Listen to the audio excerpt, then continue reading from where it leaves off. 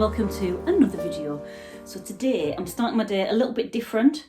Rather than like getting into breakfast, a cup of tea and watching telly and then doing my work, I am doing a bit of work and then I'm going to have a bigger brunch. I just feel like I need to hit the ground running today. Sometimes when I start it the other way around and I do work after my breakfast, and don't get me wrong, I love a long lazy breakfast. It's one of the reasons that I started working for myself, is because I hated getting up early in the morning and rushing the morning part of my day. So I love working for myself, and I love being able to be a little bit more flexible and enjoy my mornings a bit more, especially when you've got a cat. It's lovely because they're often laying on the end of the bed, and yes, you are, and it's very lovely and relaxing. It's a great way to start the day. But sometimes I feel that if I've got like a project on, I do lose a big chunk of my motivation in the day. Maybe it's more of a winter thing, because if say I've had a lay-in to 10, maybe by the time I finish my breakfast and got going with my work, the light's gone and it's on that kind of decline to being early evening time. Not straight away. I'm not saying I lay in that much. And you might be listening to this thinking, God, how lazy. But my life is my own. I don't have kids to get to school or anything like that. And I've done my fair share of early morning starts. I used to work in a school. I used to get up early, work with other people's kids all day and come home late. Having the luxury of laying in is what I dreamt of when I used to be doing those early morning starts. And you've got to remember, when you're working for yourself, you can fit in your daily jobs wherever you want. But the thing is, sometimes when you're drawing, you really do need to take advantage of the light, which is what I'm doing today. And what I'm going to do today is just spend maybe 40 minutes throwing some more thumbnail ideas down for that book I was doing in yesterday's video. And then I'm going to have my breakfast / lunch, brunch.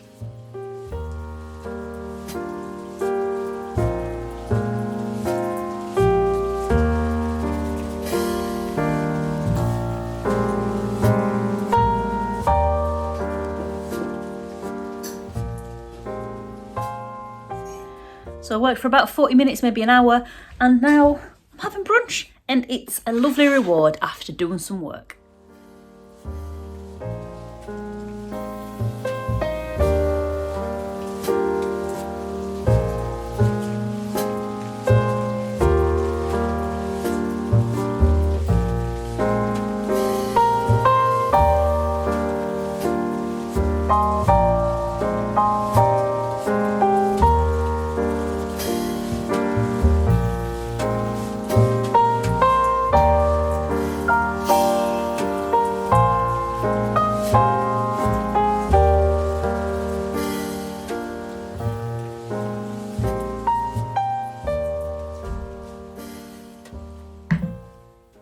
I've had to put a jumper on. It is getting chilly. I also have recently had a question in the comments asking if I draw electronically. And yeah, I do. I don't just do things analog, which I love getting the paints out. So I like drawing in a sketchbook with a pencil on paper, but also digital drawing has got its place, and that's what I'm doing here today. So I have a program called Procreate on my iPad, and because my iPad's got an Apple Pencil with it, once I've opened Procreate, so you can create a kind of a pretend sheet of paper, whatever dimensions you want. You can change your brushes, so you've got lots of different brush options. You can make your brush bigger and smaller, and the way it works is you can just draw on your paper, your kind of digital paper, as you would a pad of paper, and it's really user-friendly. It's really kind of simple to use. You can just draw as you need to. You can change your colours,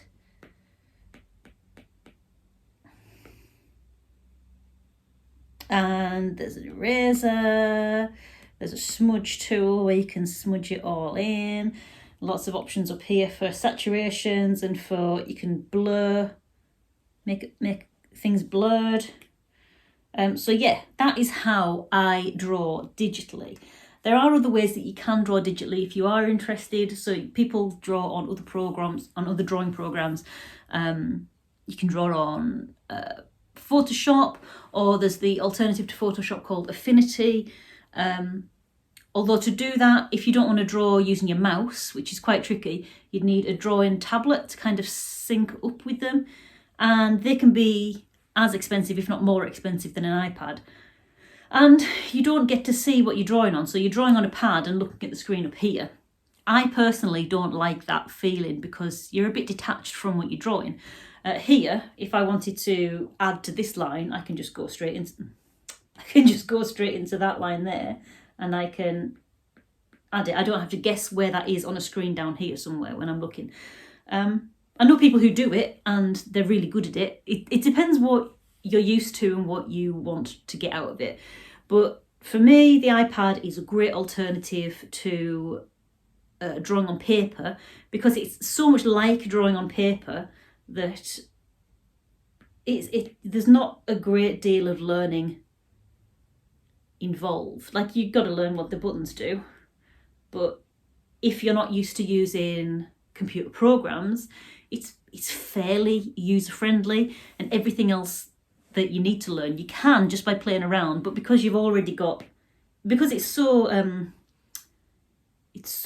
like a natural drawing process, you can very easily get used to the program. So I hope that's answered your question. If you want to know what spec I have got on my iPad, let me find out. So my iPad is an iPad Pro 12.9 inch 4th generation. There was a smaller iPad Pro when I was buying mine, but I went for the bigger one just so I've got more space to work on it. But that might not be good for you. You might want to save space in your bag, and that's fine. You can always zoom in with iPads, so it doesn't really matter the size of it. I just like a big screen. If I can afford it, I like a big screen. You can get reconditioned iPads, which are just as good as new ones, so that's an option that can save a bit of money. And the app that I was using is called Procreate. There are other apps out there. Procreate is a paid app, but you only pay for it once. So once you've paid the initial price, it's not like a monthly thing. You can just kind of forget about it after that.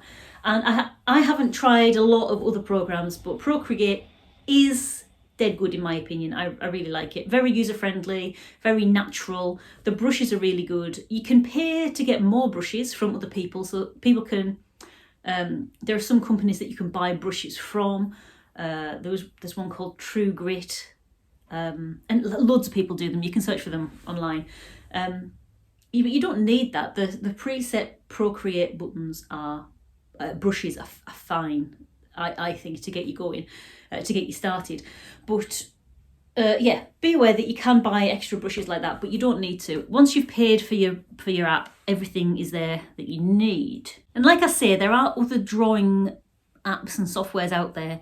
I'm not sponsored by Apple or by Procreate, but that's just in case you're wondering how I draw digitally. That's how I do it. So for a little bit of the afternoon, I'm just going to be carrying on with what I was doing this morning, which is working through some thumbnail ideas for the book that I've got in my head. And like I was saying, I don't know if it was in this video or the other one, I get confused. Thumbnails are a great way to try out how a page might look without spending a long time doing a lot of detail and a lot of messing around just for it to not work, and then you've wasted all that time.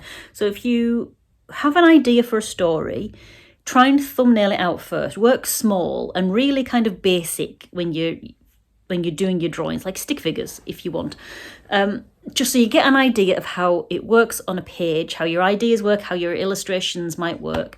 And then if they do work, you can make more detailed thumbnails if you want. And if they don't work, you haven't wasted any time.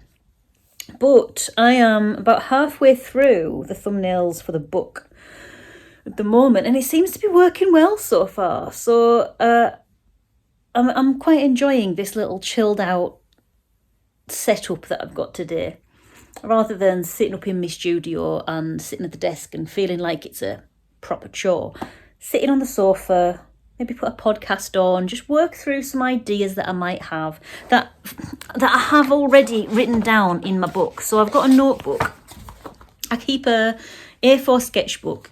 I've said this before in other videos, but these are my A4 sketchbooks, and when I've got an idea for a story, if I think it's got meat, if I think it's got like not just the bare bones of a story, if I think there's like the potential for a meaty, juicy story in there, I use the A4 sketchbook and I use this as a place to play and do big, loose, blobby sketches and ideas, things to spark more ideas and play around with how it might go. And then once I've got enough down and I think, I've kind of got an idea where the story might go, that's when I start putting it down into thumbnails. And I usually actually do some hand-drawn thumbnails first, and then when they've got kind of when they've kind of settled into a kind of story, but maybe there's too many pages in the book, or maybe there's not enough, I need to add more bits in between certain thumbnails that I've got in here. That's when I'll start working on the iPad, and I will beef it up a little bit, or I'll have a look and see if any pages can be condensed to fit into a 32-page children's book format. Because if you're doing a children's book, you only have so many pages, so many double pages to work through.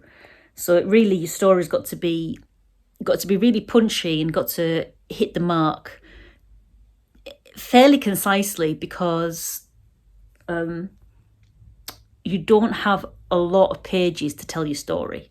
So it's a good method for me so far. It seems to work. Having a place to play and be messy is a really good way for me to generate ideas for stories, because I think I've mentioned this in a video recently. I've only just really realised that I am a lot more visual in my storytelling. So I get a lot more ideas for stories when I have been sketching, when I've been doing like messy sketches in my sketchbooks, and my brain's been working in the background and kind of like making up a story about these things that I've been sketching and playing with. And I find that the stories that have come from me playing around and being messy with paints and pencils, they always feel more successful than ones that I have tried to write first and then illustrate after. I don't know if that's just because that's the kind of learner that I am. I learn better from, doing something rather than reading something. And I suppose with a picture book, drawing the pictures is doing something. It's like the making of the book. Because with a picture book, like the pictures carry the weight, don't they? Kids often tell, maybe not the story, but they can turn the page and tell what's going on in the story without having to read the words. And that's kind of it's an indication of a good story if a child who can't yet read can turn the pages and tell what's going on in that story. So really the pictures have got to carry a lot of weight. So I think maybe that's why it works. But I don't know why really it works, but that's why it just works for me doing it that way. So enough talking. I'm going to get on and try and do like maybe a couple more thumbnails, and then I'll be a couple more thumbnails closer to being finished.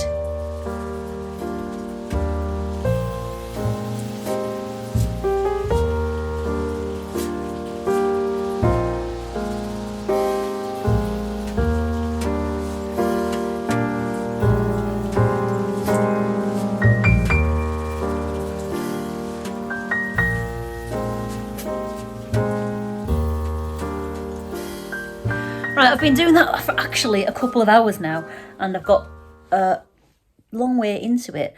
But I've realised that the night is getting on and I need to actually edit this video for you. So I'm going to leave this video here, and I hope it's been long enough. Fingers crossed, I'm not going to know until I edit it. And I'll catch you in the next one. So until then, bye.